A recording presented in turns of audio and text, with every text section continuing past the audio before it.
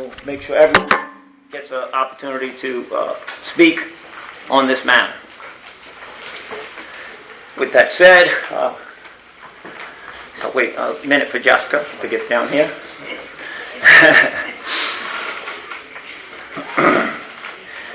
We also have present is Ariana Robinson, the new Deputy Director for the Municipal Yacht Harbor, is present. I want to start by saying to everyone, there has been no official advertisements or RFQ published or put out. At this point, it is simply us trying to figure out what is the best use for that property. As a public benefit corporation, that is our task, and we are looking to get to that point and figure it out. A couple of steps that have taken place. There was a state statute that was passed allowing for the lease of that property to a developer. There was a cooperative endeavor agreement between Jefferson Parish, the City of New Orleans, and the State of Louisiana, and the State of Louisiana included, so that that lease could take place on whatever development winds up there. There's been a lot of, and I'm sure it'll come up today, but there's been a lot of talk about plans have already been drawn and people already know what's going there. This board will decide what gets put out and what proposals get accepted and who gets the RFQ. We are obviously working in conjunction with the governments that control this, the elected officials that control the property. That's both Jefferson Parish and Orleans, and obviously the state too. But at this point, nothing has been done. There is an RFQ that's in the process of starting to develop. What is that RFQ going to look like? An RFQ is saying who's qualified to do a proposal. This institution, this board, has no money to develop something of that site. You know, do anything of any kind of magnitude there. Anything that would happen there, even if it rains a park or whatever it winds up happening, it's going to require someone to come in with a substantial amount of money for investment. So that's where we are, and that's what we're looking to do, and we'll be moving forward from there. So at this time, I'd ask anyone who has submitted a card or wants to submit a card to please do so, and we'll go ahead and take public comment. Well, first, I'm sorry, let me take a step back and ask the board. Does anyone have any comments they'd like to make on the board? Opening comments? Jessica? Am I the only one? Go ahead. Jessica Addison. One thing, I was talking with Carrie last time after the board meeting, and one thing that he and I... Who? I'm sorry, clarify, Kerry... Kachina? Kuchia, okay. How do I... One of the tenants of Boathouse. Are you kidding? Boathouse owner. Okay. Okay. And one of the things that I had an idea about, which might help to, in some way, incorporate residents' concerns, is my understanding right now is that it's going out for a developer design through construction. I'm hoping that I'm wrong. My idea was if we separated that and we put it for design for a local engineer, a local architect, a local urban planner with, X amount of years of work here in the city with a requirement for like a resident needs incorporation period that would get all the concerns addressed while it's being designed, not by the person who stands to make millions of dollars off of it, but by the people who live here and work here. And the reason that I came up with this concept is because as a civil engineer here in the city, our design processes specifically require that. So when we design projects in the city, we have community meetings for years leading up to projects, incorporating desires, incorporating asks, putting different scenarios in, and running all of that by the resident community before it's fully designed. And by the time you get to the end of the design, the designers have incorporated as much of that as possible. And so I think the hard part in doing that is you're not going to have the developer's money, or you're going to have to get an approval from the developer's funding to fund that design process. But also in doing that, there's quite a bit of benefit that I think would address a lot of the concerns. And so I think that's something that we could talk about that might really make a difference and really help what most people are concerned about.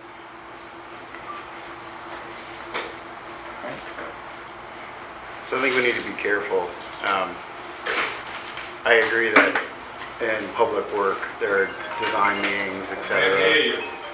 In public work, there are design meetings where you meet with the community. There's even, within the CZO, required if you're doing projects over a certain size, you have to have community input.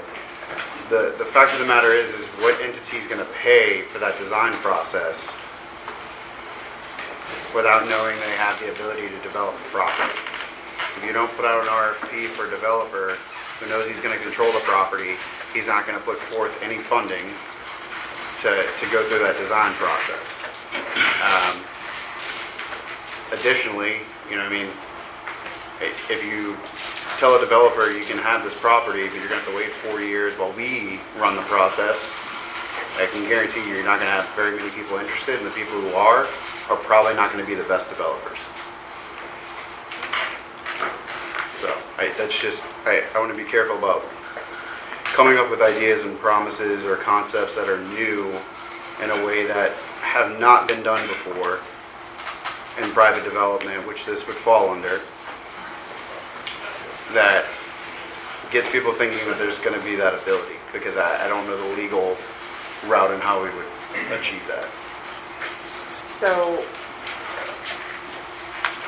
I guess I've been involved in a lot of CMAR contracts, I've been involved in a lot of design-build contracts, and in those contracts, typically, you might have the contractor as well as the designer coming together to complete that design process. And so what I'm interested in pursuing is seeing what that option is. I don't want to rule it out without at least looking at it. Right, but that process costs a lot of money. Yes, it And does. who's paying that CMAR and who's paying that designer? If I heard correctly, you said the developers would need to fund that design process. And they usually do, because they usually design it themselves. So I part guess, of the- I'm just trying to mediate a little quick here. So what you're saying is we would have had to have selected the developer and then tell them to fund it, as opposed to being able to have a whole bunch of people put in to be developers and pick the one we think is best? No. So each developer, this would be a part of the process. Like, let's say it's part of if we go with our RFPs, we get our developers in, we can put into the process, this is the process that you are bidding on. There is a design process that we want you, the developer, to either do or, work with and be involved with. Or, the developer can certainly partner with other companies here. It doesn't have to be one single company. You can do joint ventures. There's a lot of options in that way. So that can be part of the process that multiple developers bid on. So they know going into it that they're going to pay for design. And what we're saying is, this is how we want that design process to work. Agreed. That's, when you first said it, it sounded like you wanted the design process to be before the developer was with the project. So I know the project. Look, I'm on the charity team right now, and I have been for 4 years. I get it. Right? We won that project, and we spent a lot of money to win the job. The developer had to front the cost for that entire design process to happen. So yes, that happens, and that's fine. But it needs to know that the developer needs to know it's in their control. The way I heard what you were saying the first time was, let's, as some entity, hire a design firm, have them design something, and have developers say, yeah, I want to develop that vision. And I just want to be clear, that's not realistic. But putting a process in place in the RFP that says that you have to have X number of community meetings, you have to follow these protocols as part of your design process, is something that is not uncommon and can be done. So I just want to... Sure. We can outline a roadmap of the design process and require certain things, but I just wanted to be clear, we can't, no entity is going to go hire an architect and say, go design this, and then go to the developers and be like, all right, who wants to build this? That's not so. Sure. So what I'm hearing right now, and what I'm understanding, is that we're going to put this RFP out there, and the city is not paying for it at all. We're going to do an RFQ first, be very clear. The city will pay for the RFQ. I wanted to say this at the front of the meeting, so to interject anybody who thinks I'm not saying it correctly. The first thing would be an RFQ. People who's qualified to develop out here, whatever they want to develop, right? Who's qualified to do it, they get selected, not one individual, but from a group of people, could be everybody who submits an RFQ. Then we select a group of people, either all or some people who submitted. Then they put in their proposal, meaning an idea that they think they can raise the funding for to be able to do the development. Okay. And So the we're going city, with our. the city would not be, or Jefferson Parish, I understand it, I'm not, look, I don't sit on city council or Jefferson Parish or No, I town just council. want to understand. They're not putting up any money for it. Okay, so we're putting out a project saying, we have no money, who wants to pay to come and build this, and you'll make money off of it? Yeah, you're signing a 99-year ground All lease. right, and so, okay, so, Would this be like the Six Say that Flags again? development where the abandoned amusement park out there, different consortiums of people led by different groups, Drew Brees, one of them, somebody else or another one, said, this is what we want to do with this park. I would guess that's, and they would develop what their proposal is, if, assuming they're qualified to submit a proposal. Correct. I would guess, yeah. And with that, they would put together a preliminary package that would show people what their intention was. And part of that RFP process, there would be feedback at that point to react to actual drawings that they've paid someone a fair bit of money to produce. Right. And then, to Jessica's point, no, the city's not going to finance the project. Right. It's the developer brings their own financing to the table. Correct. And so they are going to control the design process. We can put in milestones, et cetera, that they need to present and have community input, and then they'll finance the construction of it, Sure. not the city. Sure. We can also put in, well, you probably have more experience on that side of it than I do because I'm on the engineering side, but we could also put in requirements as far as the design process and requiring local architects and local engineers to be a part of it, yes? I've seen that done, or at least I think I have. That would be done, correct me if I'm wrong, that would be done if we choose to do that. That will be done in the RFQ process. You see that. If you're going to have any other requirements about local hiring, DBE, prove to me that you've done this before, right? Prove to me that you've done this successfully before. All that's what comes in an RFQ. So we could do that at the RFQ levels where you do it so people coming in who are trying to say they're qualified to do it would either say, I'm qualified, but I don't want to do it and wouldn't submit, or they're qualified and they're acknowledging that they will do it as part of the process. I'd like to ask one clarifying question. So with RFQ, you're essentially just sending in a resume saying you have the qualifications to do it and the capacity to do it in the history of work, but you're not actually presenting any type of prospective projects or Correct. design or anything. So no one's even got any plans like that on the table now at all. It's just, hey, I'm qualified to do this. Correct. Right? But my also understanding is that whoever responds to that RFQ, that's who you have to select from. And so we would want to, as best as we can, work with city council to have that RFQ incorporate at least something of what we're hoping for, which this ask is not impossible, right? Across the city, when residents are asking for something, we can work with city council and make it happen. And so I don't think that this is an impossible ask to build into the RFQ that request or that desire to have a local architect or engineer or a local presence as far as the design goes. Yeah, I think we can get it into the... Again, as a local architect who will not do this project because of obvious conflicts, I support that you should always have local partners. But But I don't think we that got to is- talk to the city attorneys to figure out if we can blanketly tell people they are required to have a local. I've never seen it written that way, so it's just an attorney question. I'm not opposed to it.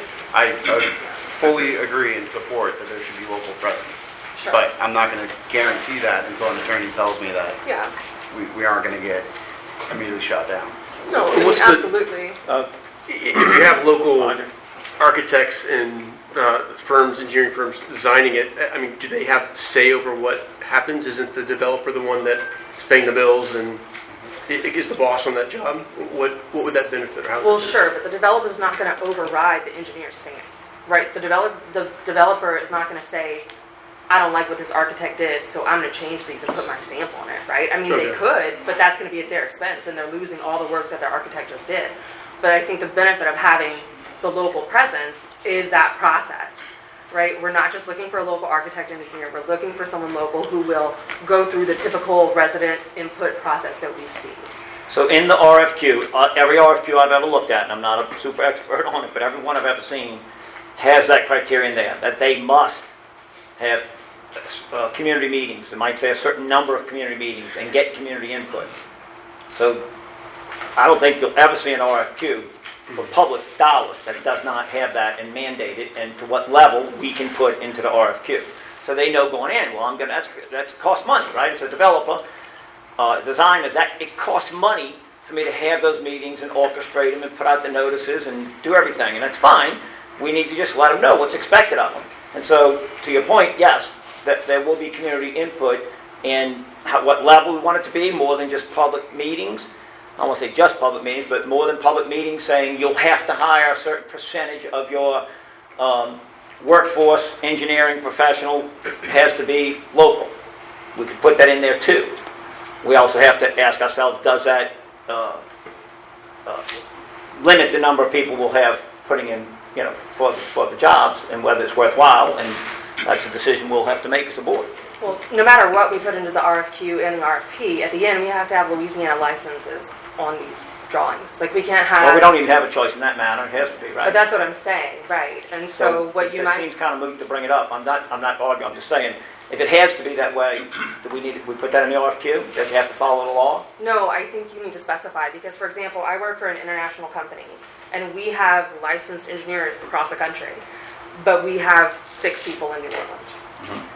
And so if we go to bid on a project in New Orleans, or saying we have an extensive presence in New Orleans, we have to justify that, right? We can't just say we have somebody who has a license. There are hundreds of contractors who have licenses in every state. But I don't want somebody who's, based 20 states away and just so happens to have somebody who has a Louisiana license to be the one who designs it. And I think we can get, particular about what's your experience in the state of Louisiana, provide reference projects in the state of Louisiana. Those are processes that we can look into and ask City Council to frame the RFQ in a way that would be beneficial. I think that is probably the best bet that we have at least getting some input into that RFQ. I don't think that we will have luck going to them with, we want to make sure we control parking, or we want to make sure that our views aren't obstructed. They don't care about that, they just want to make money. But I think that if we go with this route, that's something that we can actually have success with, get it into the RFQ, so that the people who apply are what we're hoping for, the companies who are here, who care about what we're doing, who will incorporate residents' concerns. So that's why I wanted to bring it up now. Okay. Any other comments? Of course, the federal government, the state government, environmental compliance, FEMA, all the issues with federal dollars will have input on what gets done, what does not get done, building heights or flood control and floodplains, and all those things will be part of the mix as well. Sure, absolutely. Maybe we should just establish kind of what's happened, I guess, recently. If there's anyone that has any differing information and comments, please let us know. But essentially, the height change was done from 60 to 65 to match the Jefferson Parish height limits. No developer has requested it or anything like that as that specific height. It's just uniformity for development is what they were kind of after there. Also, there's been comments made about parking restrictions on the Orleans side being changed. I went back and looked at the city council meeting, and I didn't see anything about that. Jefferson Parish lowered their side to match Orleans' current parking restrictions. So just want to make sure we're all clear on that with some misinformation being out there. How much of that park is Jefferson? We're going to I'm get some sorry, comments if you yesterday. want to speak, you can put in a card, please. Just people shouting out from the audience, I don't know who said what, and so we want to make sure we know who talks and about what. So, and we'll get to you then if you have a card in. Thank you. I'm sorry. No. I also want to clarify that Chris Hammond, board member, vice president, came in to the meeting and is present. So touching on Jessica's point, though, I think what we need to provide feedback to the city as the capital projects or whoever's putting together. The RFQ document is, if you've ever looked at one of these RFQs, there's a grading scale. And you set what the importance for the project is, and the grading is supposed to drive that. So if we want local experience and local, then we need to make sure that that's weighted appropriately Yep. and carried in the RFQ so people understand, Yep. I can't just check a box and have like a local partner. Right. So, Yep. but I think that's how we control that. Or Yep. not control, but that's how we Exactly. push that in, that particular element of the process. Yeah, that's exactly what I had in mind, was, it can be weighted more, examples of projects here, you get more weight, right, whenever you provide similar projects that those companies or those licenses have done here, and absolutely. Could we ask for some clarification I know it's out of turn, and I apologize, Tim, but I think a lot of people are confused. Who's making these decisions? Is the city council making them? Or are you making them? Or is the board here making them? What authority do we have over that piece of property? I'll allow the question out of turn Yes. because it is important, and I Right. felt like I made it clear, maybe not that clear, but the answer of the process, right? So an RFQ will go out. It'll come from this board. We'll put out an RFQ. That's okay. We're not all experts in RFQs. That's why we have our board vote, go do research. People get appointed to the board because of their qualifications, engineers, architects, developers, financiers, right? We're seeking all the expertise we can. Sure. And so we rely on some from the city side, the city's economic development people, Jefferson Parish's economic development people, and we have our attorneys, and we'll seek whatever other help we need. We look to other RFQs that have gone out and other RFPs that have gone out to help guide us. Because once again, our goal as a public benefit corporation for the residents of the entire city of New Orleans is to get the best use out of that property. Now, that's a real crazy term, right? Best use. Well, what's best use to one person might be different best use to another person. But that's what we're on the board, and we get to vote to decide what we think is the best use. That's my point. Is the decision made, the ultimate decision? Ultimate decision will be what this board votes on. Okay, that's all I Now, was we'd be asking. naive to think that we're not going to include Oh, I the see. legislative body and the executive branch of government in both Jefferson and New Orleans, because it's in their jurisdiction. And the state, ultimately, it's their property, right, under management by the city. So, But they also have to approve the RFQ. yes. Right. Oh, the state? Well, I was just chatting with Brian on the side, and he was saying that the mayor needs to approve Yes. what we send out. So just, the RFQ is a little bit looser, but when the RFP goes out, it has to get routed and approved by the CAO's office, which is the highest administrative office in the city, which is effectively controlled by the mayor, and the CFO's office. And since this is involving three governments, it will also need to be approved by the state of Louisiana and Jefferson Parish. So yes, we're developing it with major input. We aren't the bosses. Okay. There's three entities, including the governor, the president of Jefferson Parish, the Jefferson Parish Council, our own city council / the mayor. Right. They're the bosses. They're the ones that they have to, any contract, right, any major contract, they have to sign off on, right? So final Executive approval branch is of government. the triumvirate of whoever manages Jefferson Parish or Lee Parish. But it's still coming through this desk. Good. Correct. That's a good thing. But we can also be removed by the mayor at any point. Yeah. In a heartbeat. For another couple of weeks, maybe. Board member. Individual members, Here today, gone And tomorrow. Right. Okay. as we all know. All right, with that said, So one more go ahead. clarification, No, sorry. we're not going Brian, off any so discussion. who's actually writing the RFQ and who's actually writing the So RFP? we're working with city departments.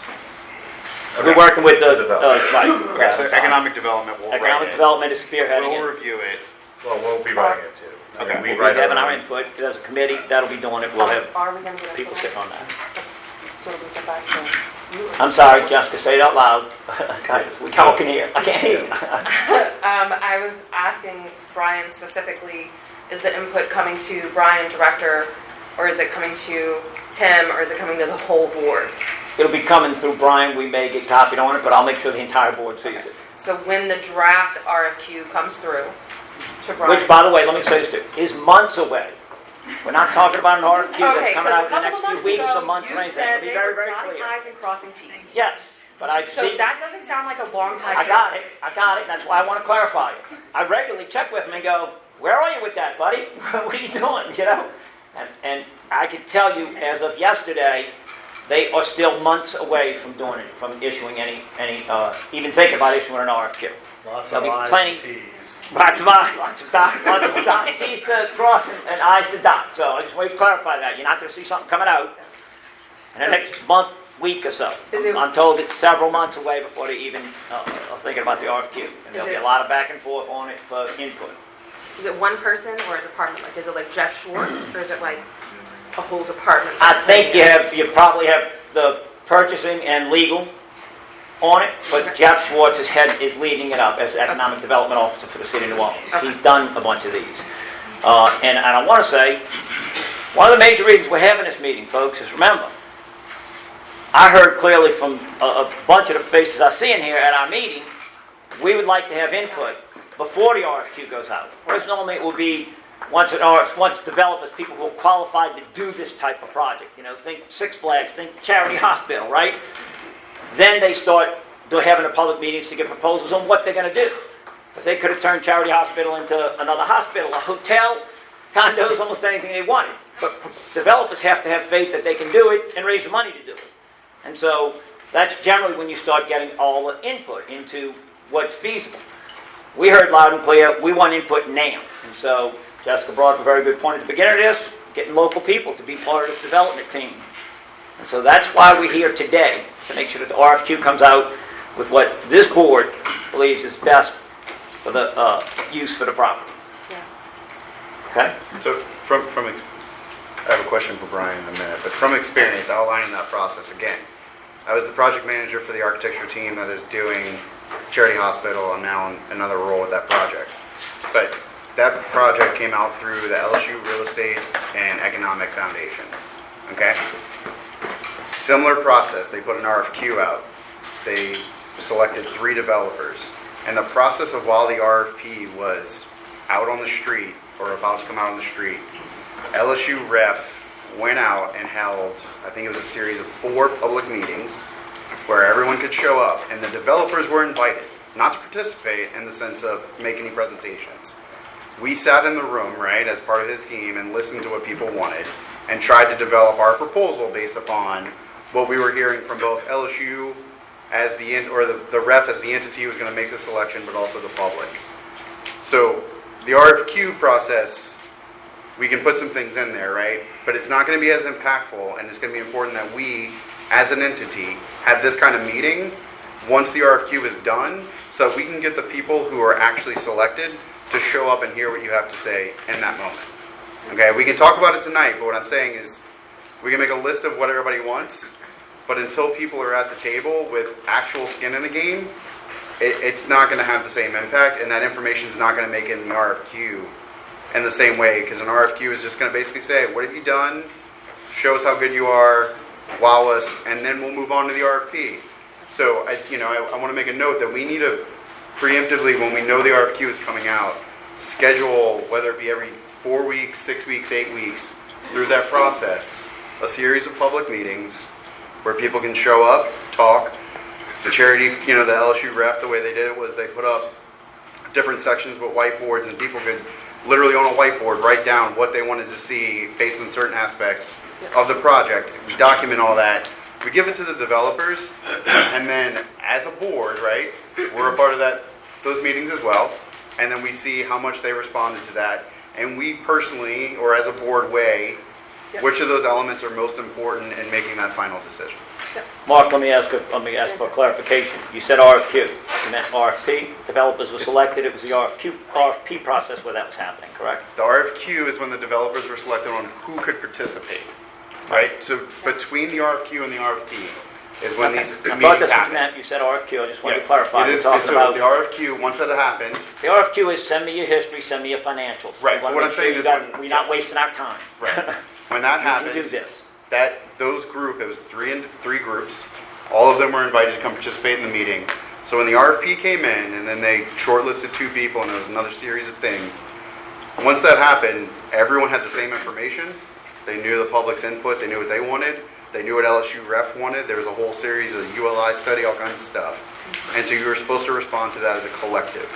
And so as an entity, we just need to make sure we have that process outlined. Yep. My other question is, has the cooperative endeavor agreement been executed between Jefferson and Orleans? Yes. So they've worked out their tax split? There's no tax split worked out. It doesn't specify tax split. It allows them to create a taxing district. Okay.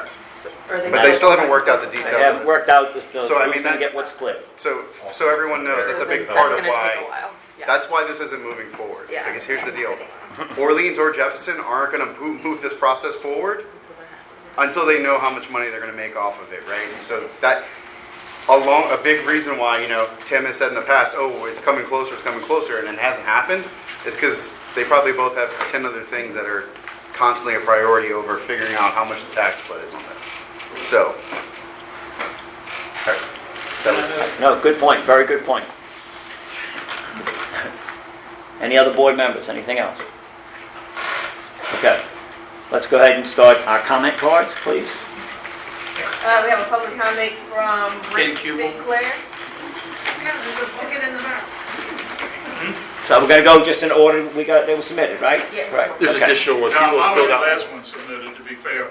I'm sorry? So mine was the last one. She just called for me, but I was the Okay. last one to put something in there, so I was here. if you want me to stand up and talk. Folks, does it, Everybody- everyone is going to, the whole purpose of this process, so everyone gets a chance? Does it matter what order people speak in? No, I don't care. Okay, Somebody said that, and I just said. I got you, I figured that we generally would do that, but go ahead, that's fine. Ariana, sorry, go ahead. Okay, the only thing I'm listening to everything, and it's getting a lot clearer, and I really appreciate your input a lot. I appreciate your input a lot. But, I've been involved with smaller projects than Charity Hospital, and this is a smaller project. so have I. So have I, to be fair. Yeah, I know, oh, I'm sure. But what I was just going to say is, and I have said this in 2 other meetings, is let's not sit here and poo-poo all the ideas without having something up front. Well, you're saying let's not get anything up front because we're going to have ahead of ourselves. I wouldn't see it being a bad idea if we took a poll somewhere, and since we have some time, to say online or however you want to do it, to say what types of things would we like to see there. That might guide some of the people putting in the RFQs. I mean, Charles is going to come up and tell you that the land here was dedicated for recreation and parks and recreation. Well, that eliminates a whole lot of things. I have some personal ideas what I'd like to see. I've kicked it around. It's not the idea, but it's certainly not a bad idea, and a lot of people like it. It falls into the parks and recreation thing. And it was easy for me to come up with something. And I'm thinking a wellness center with pickleball courts, and it serves the whole community. But if we had ideas, at least the top 3 ideas, just floating, it might even invite an RFQ that wasn't going to participate in the first place. Because they could say, oh, if they're willing to do something like that, I'm digging, I love that. Drew Brees just invested in a big pickleball club thing. And it was on the Pickleball National Finals. It was on NBC last week. And there's only 12 pickleball courts in the whole city of New Orleans. And yet it's the fastest growing thing in the city. Yet 4.3 acres out there, you could put 24 pickleball courts on a half an acre. And they generate a lot of money. Then you could put up a little sports bar that would overlook the pickleball courts. You could put some more volleyball courts up. Somebody wanted to do it. I forget who said they wanted to do it. And it may not be the solution, but I'd like to see a push away from more restaurants and away from some condos that may or may not sell. So that's all I want to say. All right, appreciate your input. I will comment, after the last meeting, we actually talked, and I talked to Brian briefly about creating a survey and sending it out, across the city and to, a certain number of people we have on our email list. Well, it certainly impacts a smaller group than something like the Charity Hospital does. Because we have to live with it out here, whatever happens. People in town, they're going to All build it. right, next card. From Eric Bayer. Traffic. Okay, first off, the whole idea of where are we right now? You just said something about Jefferson and Orleans and the state had come to some agreement. Can you tell us what that agreement is? It is a public document, Brian, and I'm not putting you off. Give me 1 second to answer you. Brian, is that posted on our website yet? If not, let's get it posted on there with our other reference documents. No, I don't know. It is a cooperative endeavor agreement to allow for some kind of development without any, idea of what it's going to be, but to allow it to happen because that piece of land we're referring to is actually owned part by Jefferson Parish, part by the city, and ultimately it's all state property, but under management of this, under management of the city, leased for 99 years, and through this corporation, right? And so to be able to do it, they set up this, the first steps of being able to develop something out there. They devised this cooperative endeavor agreement that will get to everyone, get it posted. There's actually a copy of it here if anybody wants to see it. I'm not gonna read it. But that's fine, but the cooperative endeavor agreement allows for this taxing district. It allows for them to come to a lease with someone to develop it. There's about 5 points in there that it allows. And so it's all laid out in there, and that was necessary in order to be able to do something out there. What exact part of that does Jefferson own? A little sliver of land that's on the part that's on the water itself. Go out there, there's a sign. Of land inside of the seawall? Yes. Correct. From the water's edge coming back towards east, Jefferson Parish owns some of that land. They own about a quarter of it, I would say. How far off of the seawalls do they own? We'll have to refer to a survey. I don't have all that, but it's in the CEA. It shows it. What is that available? Assuming. It's going to be on our It's on website. our website. I just got it today. It will be on our website tomorrow. So just a heads up, the survey is by Basher, very solid company. When you look at their survey, you know it's good. So don't look at it and think, oh, that's crazy. It's okay. All right, Mr. Bayer, I'm sorry, go ahead. Assuming that there is going to be, say, some condos and restaurants and all that, what exactly does the Municipal Yacht Corporation think they're getting out of it? They're going to rent the property, or the state, parish? Let me rent the property?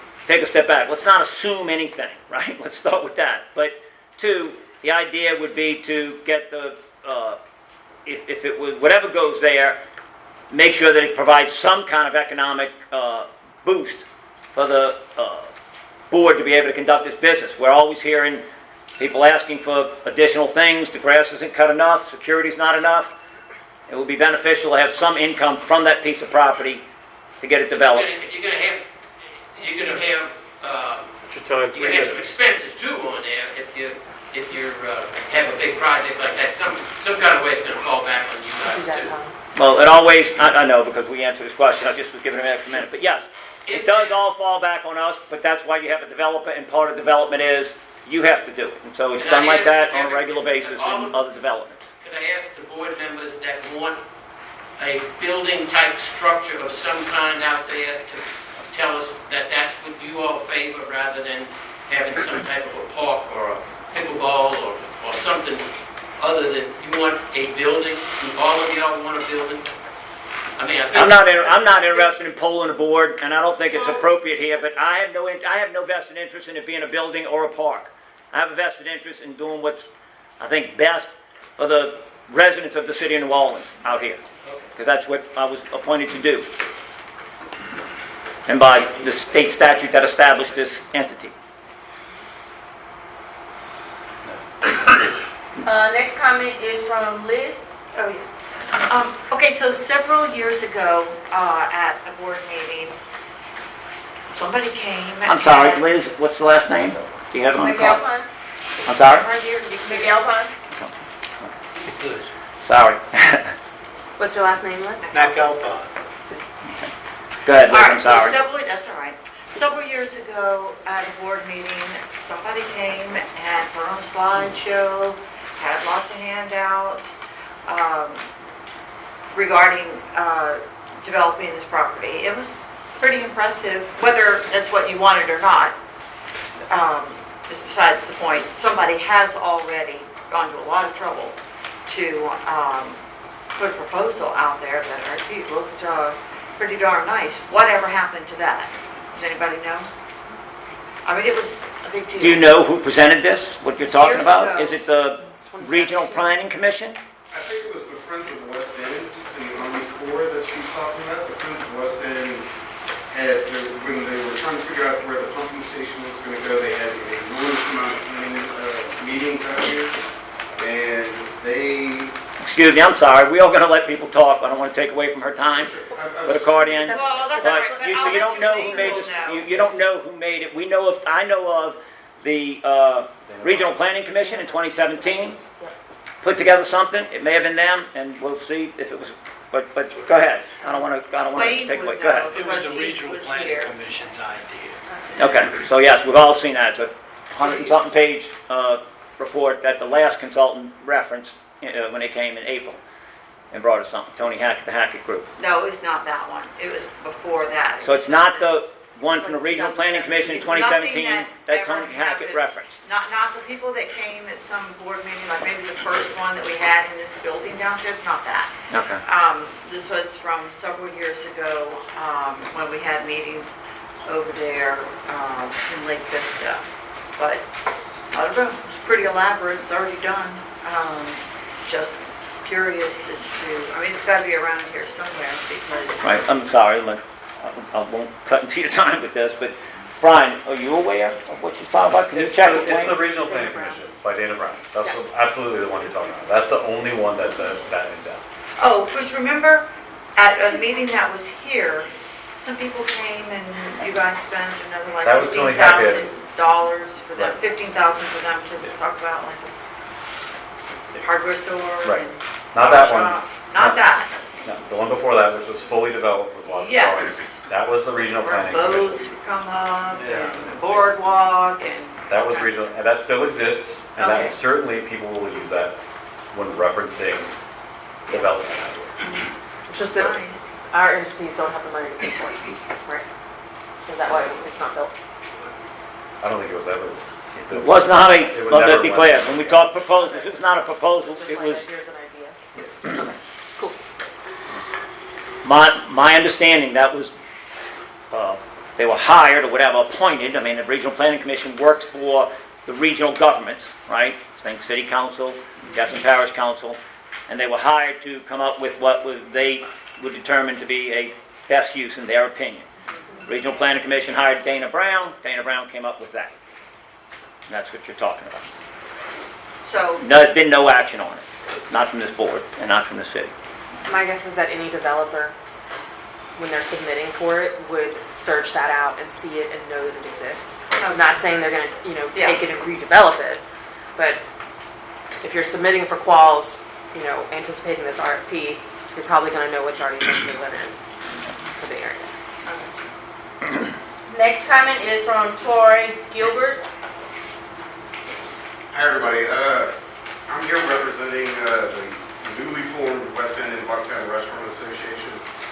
We're obviously as a group of all, representing all the restaurants out here at West End and also in Bucktown. And I'll just kind of read our mission statement and let you know that we are in favor of smart development out here as long as it is neighborhood appropriate. So our mission statement is to promote and enhance West End and Bucktown as a unified and historic restaurant, recreational, and hospitality destination. And so, just want to let y'all know that we exist, and we are. If y'all need some input on potential restaurants being built out there, we have probably 150 years of experience in running restaurants out here at West End and Bucktown. Troy, Troy Gilbert. what's your last name? Gilbert, Gilbert. Thank you. Thank you. Ariana? Next. The next comment is from Sunny Druye. Druye. No comment at this time. He just got a fresh drink, he's not gonna talk. I know I want this. I was just saying if we had a call button for the bar, what a miracle it would be. All right, next. The next one is from Ed Drinkard. Ed Drinkard. I didn't put it in there. Is there a comment on the card or anything? Nope. Change as well. Next comment from Charles Masala. So one of the things that came up was the CE Cooperative Endeavor Agreement. I did do a public request about 2 months ago, so I got that. I did create a website to start putting a lot of this stuff on as I was getting it, so it's already on my website. And I made about 50 copies of it, so if anybody wants to see it, I do have it here. It talks about restaurants and other improvements and residents as being part of it, and then best use which a lot of people told me actually meant most revenue for things. And then the big thing, like he said, is I have another flyer that talks about an Act 209 of 1906, which says the park is to be used as a public park or amusement park. I did email all the elected officials I could find, the governor's office, Stephanie, Jennifer, and Joe. I talked to Stephanie, and she seemed to say that this act is still in place. So that might have a lot of restrictions on what can be done. And I have created a couple of cue cards here that might help you guys. This is about 19... Mr. Marsal, I'd ask you please address the board, so we'd Sure. like to see those if you put them out. Yes. This is from 1914. You can see there's no breakwater here. There's the line here where Jefferson Parish separates. And the parking lot was called the Grand Terrace. Where are the boathouses at in there? They're not here yet. Oh, okay. This is when the park was first created. Okay. 1914. I got you. Okay, 1914. Years ago. This is, the place got created in 1906. That's why that Act of 1906 is still in place, because this creates what we have. 30 seconds. This shows later, you can see the place is still open. It's not developed. The park remained undeveloped, and I think everybody realized you cannot develop it. So I do have on the site, and I'll hand those out as my time is limited, but I do have Joe DeRusso's statement where he raised the height to 65 feet, saying a little bit more than I think was out there, and that we could have lowered it. I mean, he could have said we're going to hold it and we're going to lower our parking requirements to Jefferson Parish. Instead, they're both going to the maximum allowable instead of just keeping it low. So that indicates to me we're looking at a larger development out there. And I think we should ask Jefferson Parish to chip in to take care of the park. That seawall should be fixed with their FEMA money, and they should be paying money right now for the maintenance of it. Thank you. Thank you. Next comment from King Cubel. I'm Kenneth Cubel, and I have development experience. And the process that you all are thinking about is this is for a public development. You go out and see who's interested, and then you restrict the numbers, and then let them come back with a later proposal. My thought is you want to speed the process along. One guy might consider the development and pay you $50,000 a year, and another developer would offer $370,000 a year, and have pretty much the same development, but in a different manner. I think you're looking at a lawsuit if you do any housing of any kind, because the 1906 law says it to be a park. So that would be a delay of 4 or 5 years of handling the lawsuit. I don't recommend going that way, primarily because a high-rise development will not be really attractive because of being outside of the levee protection. The flood insurance for one of these boathouses is around $18,000 a year. You can imagine what it would be for a $500,000 or $1 million park.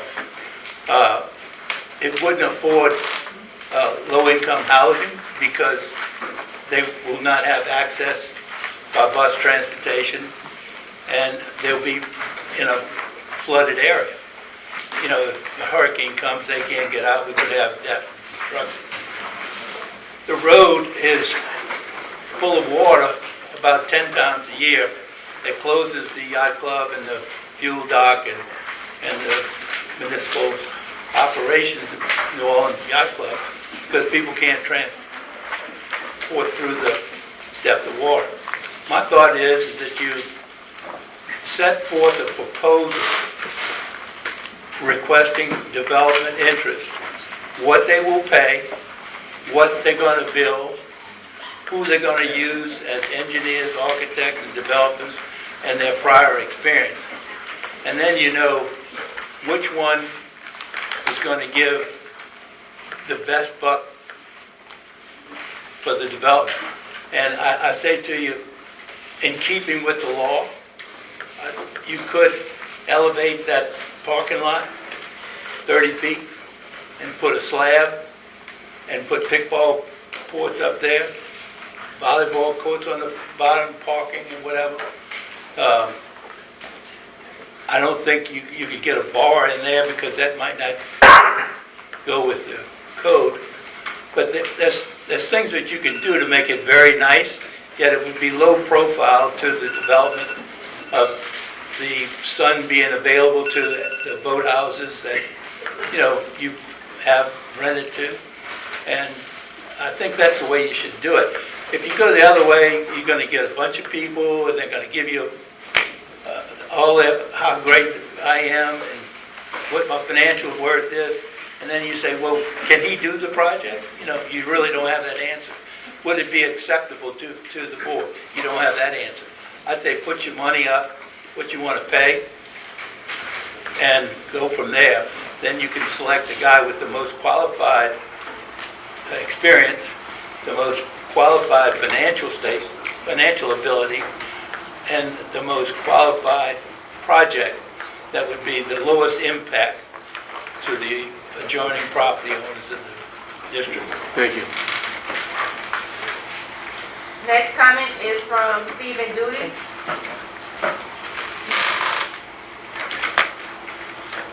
My name is Stephen Doody, D-O-O-D-Y. I'm with my wife Susan. We own boathouse number 13. I've heard the expression best use tonight, and I understand that's very important. What I haven't heard is, what does this body think is the best use? To me, best use is something like beauty is in the eyes of the beholder, right? Does this body think the best use is the use that would generate the most money for the Municipal Yacht Harbor Corporation? Does the body have a list? Are there criteria in terms of water? Like maybe this body thinks first is to make as much money as possible. Second is to have as much quality of life as possible. So I would like to hear from this group, what do you think the best use is?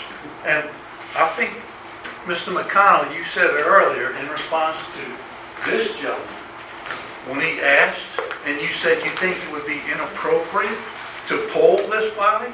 I can't think of anything more appropriate at this meeting than to hear from everybody as to what they think the best use. Because I hope and I assume the best use will be included in the RFQ. Otherwise, you're going to leave it to other people to determine, well, what is the best use? So, what's the best use? I'll respond to you, Mr. Doody. I would say, there's that I don't think the board should answer, because we ultimately will answer, because we'll have to vote on it, right? But I don't. If anyone else chooses to speak up on what they think best use is, they could, but I don't have enough information. I'm sorry, please, I can't hear what you're saying. What? I do not have, well, that's the first time in my life somebody said they couldn't hear me. I can tell you that. But you won't have trouble hearing me from here on out. Okay, that's fine. Please go speak a little slower. That's fine. All right, so I won't do that. So the best use, in my opinion, would be to find out people who have the expertise in this, the financial background, who have done development, who can do the research, because it's got to be economically feasible. If you put something out there that doesn't work, then as somebody alluded to earlier, it doesn't fly, right? And it doesn't succeed. And then it winds up being a white elephant, let's say. So no, I wouldn't answer a poll right now because I don't have enough information. But people who have the economic ability and wherewithal to do that homework and figure out. But our goal of coming to here would be, and I think Mr. Kubel's point was really well, say what you think it should be, and that will help feed what we think we recommend. Excuse me, I don't understand how you can say you have no opinion. You want to hear what the other people have to say. It's got to be viable. It could be viable if it makes $1 million a year, or $2 million, or $3 million, etc. At some point, you have to have some idea. It's your property. I can't imagine having a piece of property and telling somebody else, tell me what you think the best use. They're going to be asking me, well, what do you want? What do you want it to be? I got it, Mr. Doody, and your time's up, but I will tell you, I own a lot of property. I don't do anything without doing my homework on it before I do anything. So We're doing homework, we're trying to get feedback. We heard loud and clear. We want input before you make a decision. So for us to sit here and say what I think is best development or not, really isn't practical, because I don't have all the backing yet and all the information. So I understand you can't, You but haven't answered my question. Let me give it a try.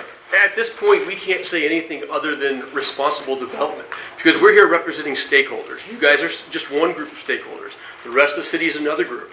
So we have to take everybody into account. And can the rest of the city get use out of this, area? We got to figure that out. At what point does their enjoyment then impede on your enjoyment? We don't want it overrun by parking, maybe something like that. So we don't have enough information to say we want X, Y, or Z. Right now, we can only have kind of a high-level view of responsible development that's good for everybody, or maybe not good for everybody, but meet somewhere in the middle. Nothing succeeds without adequate parking. They need time to get more information. one thing I can assure you of, and to you, Mr. Kubel, and I've heard several people allude to it, we're talking about adequate parking. We will not, that's all, I'm sitting on this board, do something that is illegal. So, well, everything we, hear me out, it's my turn to talk. Everything we do will comply with the law. And if it means changing code or ordinance, there'll be public hearings about that. I don't anticipate that, but I'm telling you, if 1906 says we can't do it, we won't do it. No, Okay? I'm not inferring that. I got that. Next I caller, just say please. adequate parking makes a deal work. I got it. And that's Next therefore comment. the expertise of someone who knows what adequate parking is for the development they're proposing. Carry on. Next comment is from William Nelson. Nelson?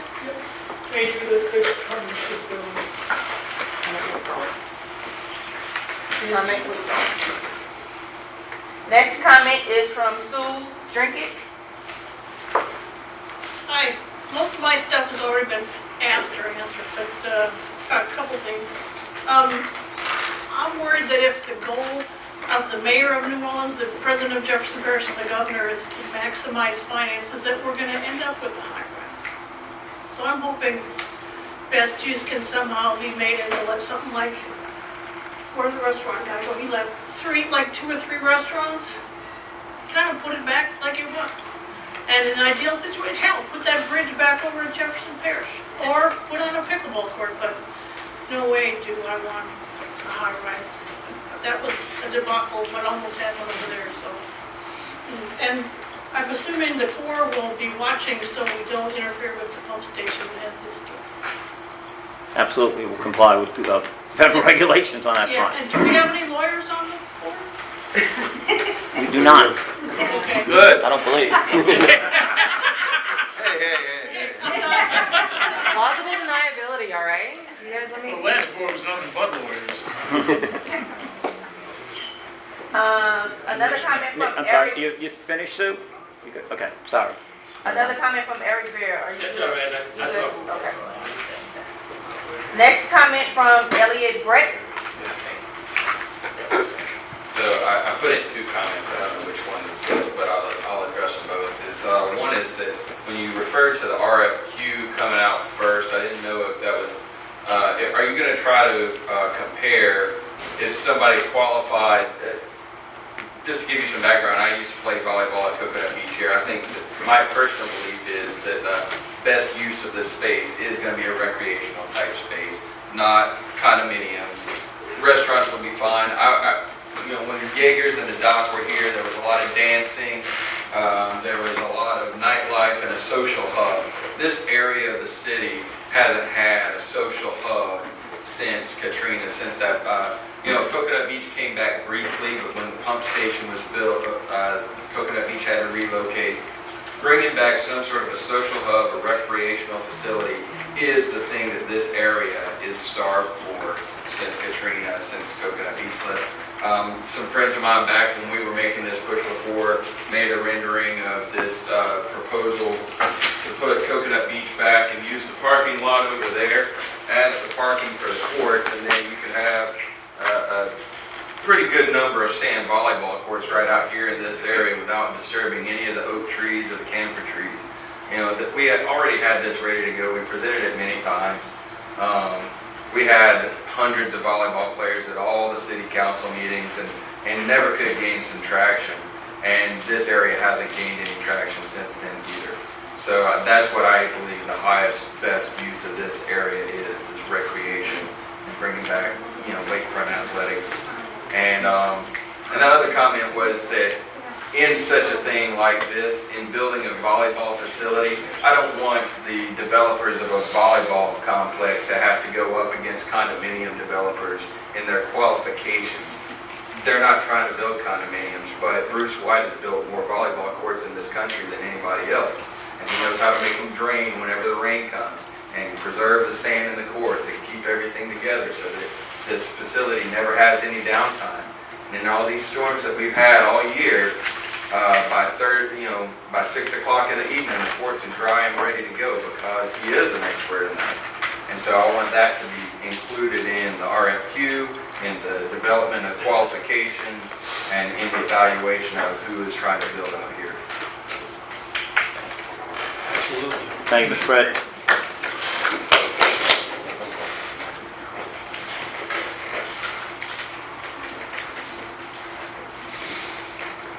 Next comment, Edward Brown. It's me. So just to realize that there's a lot of unique risks with this development and building on in agreement with what has been said previously in terms of insurance and flooding risk and that and vacancy is something that with the high density development we've seen how that doesn't work in places where we don't have the same types of risks that we have in this site. It doesn't seem like an appropriate use.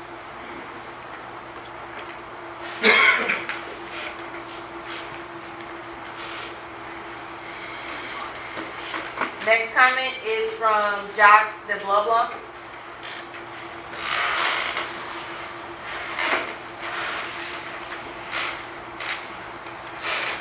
Nope. Say it again. Jacques? Jacques de Blabla. Dubois Blanc. Okay. Next comment from Lee Henderson. Thank you. I want to piggyback on Charles Marcelo's points there. If there is indeed a law in the books that says from 1906 that says that this can't be developed for anything other than parks, it seems like that should be researched and known before we put out an RFQ. Could the board comment on that? So we have attorneys that are looking at it, and as I do want to reemphasize to everyone, and you, Mr. Lee, to your point, we will not do something that's illegal, flat out. If the law is that it's illegal, and that's a determination, it won't happen. Are you going to change the law? I don't know. I don't have the ability to change law. So, will somebody else change the law? I don't know. Am I working, or is this board working to change the law? Absolutely not. If the board member's doing it, they haven't spoken to me about it. So, What does your attorney say about this? we're waiting for an answer. We're waiting for an answer back from them on their interpretation of it. Who is he? Who's the attorney? Let me clarify this, and I haven't had a long conversation with anyone, but the law saying, what does it say, Mr. Masala? 1906. A park? Yes, it's from 1906. Public park or amusement park. There is a whole lot of stuff out here that don't fit that, right? And so, we'll see. So the interpretation of, and I'm saying this because when I said all you hadn't given us an opinion yet, I got like roll eyes. It's obviously not clear cut what can be out here and what can't, because there's a whole lot out here that ain't on the map that Mr. Marsala showed us that came about after the law was passed. So we'll wait for a legal opinion. That's always served me best. May we ask who the attorney is that's looking into it? Is it a board attorney? Yes, we've talked to our board attorney, and we've asked economic development to look in it. Before people start wasting any more time, we've asked economic development people to find someone who has expertise in real estate. Who is this? I don't know his name, who they're asking. But it won't be a secret. Trust me, just because I don't know it right now, It won't be a secret. We will just get a legal recently- opinion. I don't remember the name, but we just recently re-upped the attorney, didn't we? In a board meeting? And will that be sent to everybody? Yes, the opinion will be public record, whatever opinion we get. And I mean, if anyone has an attorney that wants to look at the law and interpret it, I mean, that's welcome. But I'm an engineer, I'm not an attorney. All right, I'm sorry, Mr. Lee, Mr. Henderson. I'm sorry, Mr. Henderson, it's your turn to talk. I did cut you off to answer your question. I'm cool. Okay, It's gonna be looked at by the board, not for me. sorry. Can't emphasize it enough. We will not do something that's not within the scope of the law. Brian, next. Brian seconded, there's none left now, she's second. All right. That is the last of our comment cards right now. She's checking the box in the back. Can I ask one more thing? One second. Ariana, we have any further cards? No further cards? All right. The board, I would ask the members of the committee, He's already spoke, so it's up to the board to decide. I'd ask the members of the committee, we've gone through all of our cards. We do have some people who are requesting to speak a second time. Do we want to do that? Can I get a Yes. motion to allow people to speak again? Jessica, have a motion from Yes. Jessica, a second from Roger? Okay. Anyone wishing to speak again, or anyone who has not spoken, please submit a card, and we'll go through again a second time. I have Mr. Kubel Yes. has submitted a card, I believe, just now. Has this board considered applying for 3-to-1 matching funds from Pontchartrain District that Senator Cassidy set up to hopefully improve the infrastructure of the park itself? Maybe the fountain being brought back to life, the water stations repaired, and a fund to maintain the grass cutting and police protection. Lee had a guy going through his house the other night, 3 o'clock in the morning, seeing what he wanted to take. We having trouble with break-ins out here, and we don't have police protection because nobody comes back here unless we hire police. You can't ride a cop around in a car with a gun on his lap and it doesn't stop. You know, I just worry about the future of this area, being the fact that it's hidden and plumb for picking. I just think if y'all would think about applying for those funds, we could really do a nice job in the park itself and go forward, you know, make it nicer for the people of the city of New Orleans to enjoy. We have not applied. We heard you brought that up at a previous meeting, and we have it as an action item. It's not something we have gone down that road and have figured out the process to apply for it, but it is something that's feasible I think and $30 we million should be doing. available.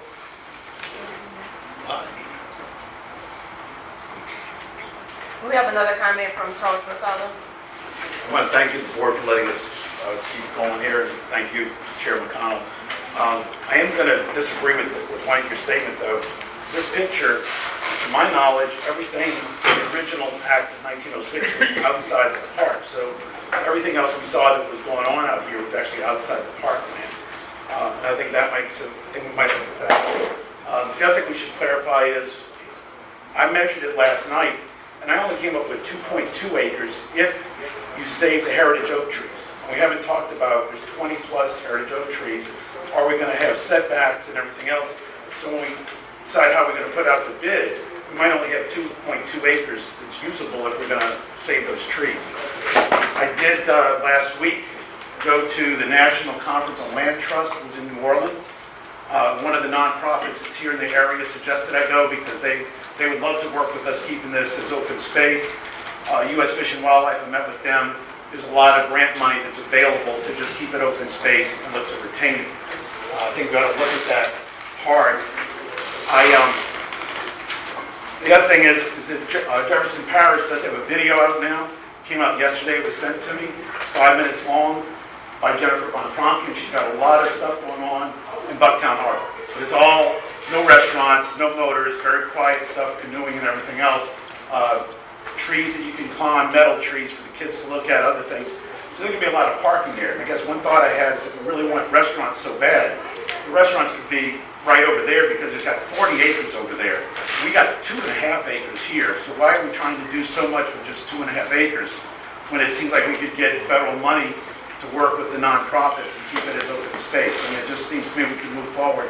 And again, I want to reemphasize, what happened to Jefferson Parish's FEMA money? Why didn't they fix their side of that? And why aren't they giving us money every month for maintenance? Because that's an eyesore, it's a blight over there. There's a busted water pipe that's spewing a lot of water. That's what we always see water. The seawall hasn't been fixed. It just seems like there's a lot that Jefferson Parish needs to pony up. Because that went from being a revenue source to them to a park. And they're not putting in park money. Thank you for the extra time. Thank you. Oh, wait, one last thing. You could ask an opinion of the Attorney General. Because as a commission might be one solution instead of going through attorneys, but ask the Attorney General for an opinion. Thank you. Ariana, any additional cards? No more cards. Wait a minute. I thought you said people who already spoke once could speak again. If they submit a card. I have to fill out a card? The blank cards are in her bag.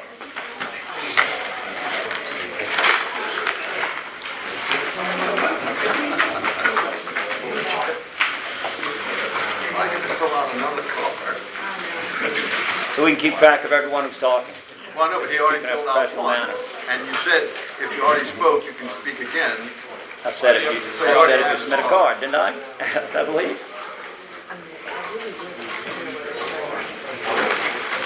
If you look at the maps, they show. I trust you're going to fill it out if you want to go ahead. It isn't, it isn't about making people go through a rigmarole. It's about keeping track of everything and kind of running in a professional manner. You know that. Right. Mr. Duty, please, everyone.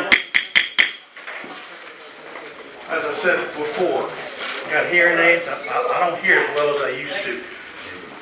Mr. McConnell, did I hear you say that there are a lot of things that can come under the term parks and recreation? Is that what you said? No. Okay.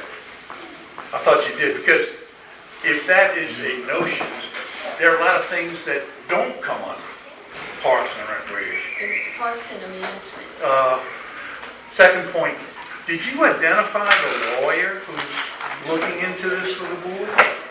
I did not. We have our regular attorney, which is Tankersley, right? That firm. But they're not the land use attorneys that we're looking for. So we asked the Economic Development Officer for the City of New Orleans to have someone look into it legally, and they are having someone look at it. I have no information back yet on that. Now, do you know who the lawyer is? No, I do not. Does anybody know who the lawyer is? So it sounds like the city's looking into it, Right. not us as a board. We've requested that someone look into it. Okay, but you don't know who the lawyer is? We haven't heard back yet. We requested the city to look at it with their attorney. They have not told us yet who the attorney is or when it will be looked at. Okay. The last thing is, I don't think y'all have been forthcoming in responding to my request for what is your view of the best use. This does not bode well for this group. Mr. Duty, I will say this. Secret society. Saying we're not forthcoming, we have addressed your answer. We have addressed your question. I'm sorry, we have addressed your question. We didn't answer your question the way you wanted it answered, and I'm sorry.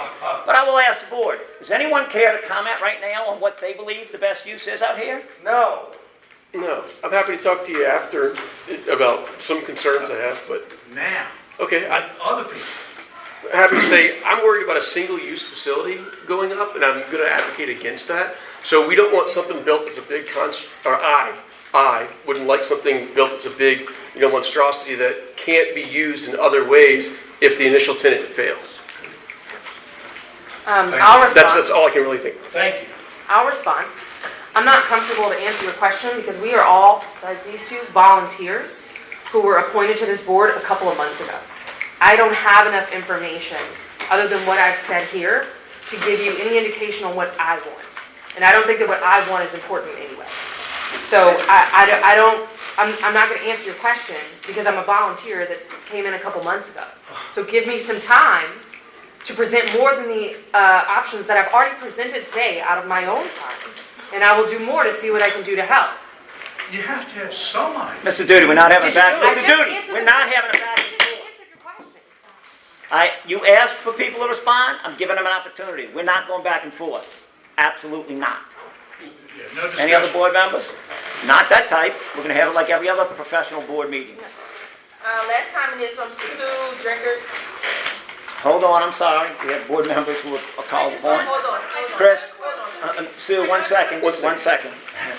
We're still on this question. I can Chris? answer directly. This is a very emotionally charged issue right now. Can you hear me? This is a very emotionally charged issue. If anybody in this board were to take a position without having all the information necessary, we're going to actually distance ourselves even more from the people that we're here to serve. So I think right now it's time to listen and to learn before you can take a stand or position so that you can actually do the job that you were put here to do. So if you're interested in saying anything that offended someone here and we didn't have the right information, we're going to sit here, we're going to have more meetings like this and distance ourselves, and this project that we're endeavoring to do could be 10 years down the line because we're fighting among one another. So what I'm saying is, with it being emotionally charged and we don't have the necessary tools, we're not going to distance ourselves more. Would like you to be involved. We are, yes. And actually, we're having this meeting to be informed with the public. That's what we're not hiding. Any other board members wish to speak? Okay. Next comment card. Okay, my question is simple. I thought I understood what land you're talking about, just on the west side, the Kirby Park with the restaurant. Are you also talking about incorporating land from the park? No. Like the No, I'll describe what we had in the agenda action item. Development of the west parking lot, old restaurant site of the West End area. Okay, I'm good. That's all I want. Thank you. Okay. Any other comment cards? That's it. All right. Any board members wish to make any closing statements? I do. I just wanted to answer your question, Charles, that the survey from Badger from 2020 is 2.9 acres. So, I mean, it sounds like a half acre different from about what you calculated, but it's pretty close. Yeah. So that's something that you probably want to take a look at. I guess it all depends on where they, Yeah.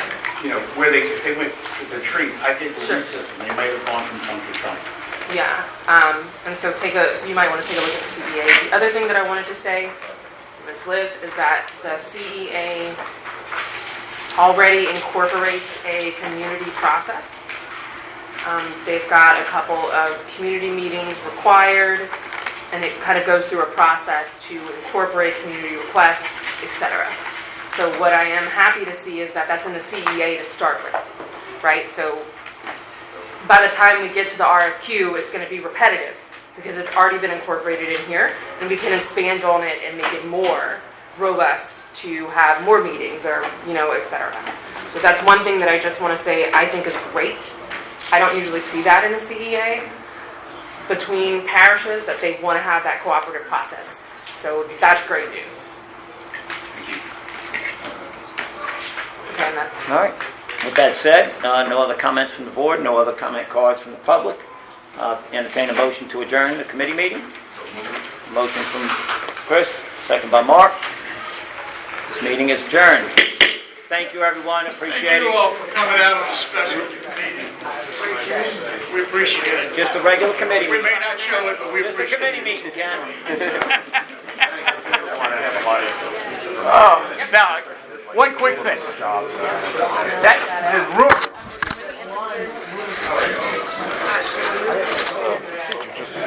Okay.